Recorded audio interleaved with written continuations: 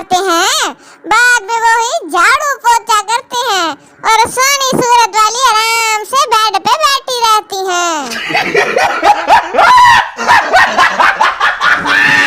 वेले असी ते टेंशन लोकां ने पता नहीं क्यों ढेड विच पीड़ होवन लग पैंदी है। ओ भाई मुझे मारो। बीवी, तुम्हारी शर्ट पर तो एक भी बाल नहीं है। हाँ तो बीवी, मैं पूछती हूँ, कौन है वो गंजी जिसके साथ तुम रहते हो? बंदा पूछे बाल नजर आए तो भी एतराज, ना नजर आए तो भी टेढ़ में वाट पड़ता है। शादियों में अक्सर कहा जाता है कि खाना खोल दो, हालांकि हकीकत में खाना वहीं पर ही रहता है और बंदे खोल दिए जाते हैं। ऐसे टूटते हैं खानों पे जैसे सदियों बाद मिला हो इनको। ये भला कौन सी साइंस है?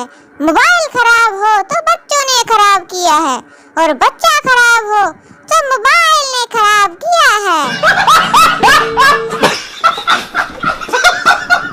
पाकिस्तानियों का मिजाज ऐसा है कि मेडिकल टेस्ट रिपोर्ट ठीक आने पर अल्हम्दुलिल्लाह कहने की बजाय कहते हैं एवं पैसे जाया कीते, मसला तो कोई निकलिया नहीं। बड़ी मुश्किल होती रही थी जब बायोलॉजी की टीचर ने पढ़ाया सेल मतलब जिस्म के सेल, फिजिक्स की टीचर ने पढ़ाया सेल मतलब बैटरी, इकोनॉमिक्स के टीचर ने पढ़ाया सेल मतलब फरोख्त, हिस्ट्री की टीचर ने पढ़ाया सेल मतलब जेल, अंग्रेजी के टीचर ने पढ़ाया सेल मतलब मोबाइल। तालीम ही छोड़ दी भाई साहब ये सोचकर कि जिस स्कूल में 5 उस्ताद मुत्तफिक नहीं है, इस स्कूल में पढ़कर क्या होगा। और सही मतलब तो बीवी ने बताया, सेल मतलब डिस्काउंट, लेकिन मुझे किसी बात का डिस्काउंट नहीं देती, मेरी तो सारी जेबें ही खाली करती रहती हैं।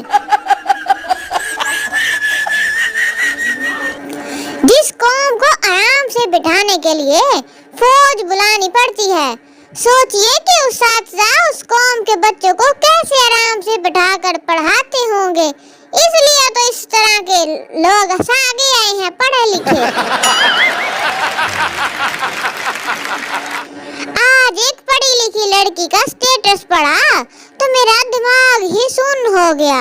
उसने लिखा था, ना मैं शादी करूंगी ना अपने बच्चों को करने दूंगी। ओ बीबी, बच्चे तूने ओ अलग से खरीदने हैं अगर शादी नहीं करनी।